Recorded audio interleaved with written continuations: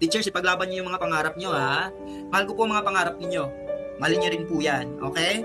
Sabay nating abutin yung pangarap mo na yan. Dahil afterwards, pwede mo na po akong iwan, okay? At ayoko na makita ang pagmumukha mo, mag-review pa sa akin the next season. Ito na ang huli mong board examination, isumpa mo yan, ha? Para sa bata, para sa bayan, para sa mga pangarap mo, para sa pamilyang nagmamahal sa'yo. Huwag mo silang saktan paglabas ng board examination results. Okay? Dapat iiyak sila sa tuwa dahil natupad mo ang mga pangarap mo sa buhay.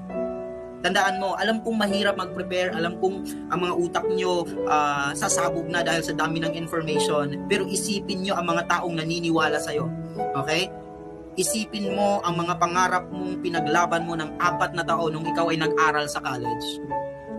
Isipin mo ang feeling na bumagsak ka sa unang subok mo. Isipin mo ang gastos ng mga magulang mo nung ikaw ay nag-aaral. Isipin mo ang hirap na pinagdaanan mo nung gusto mong mag-teacher. Ngayon ka pa ba susuko? Teacher, 2 months na lamang po. Ilaban natin to, ha? Okay pa ba tayo dyan? Kaya ba? Ayan. You can cry if you must, okay? Ayos lang yan. At isa pa, yung taong nasa tabi mo ngayon, kung meron man, mahal ka niyan. At alam kong magulang mo yan. Natutulog na ba sila? I-whisper to them, para sa inyo to, Nay. Para sa inyo to, Tay. Para sa iyo to, anak.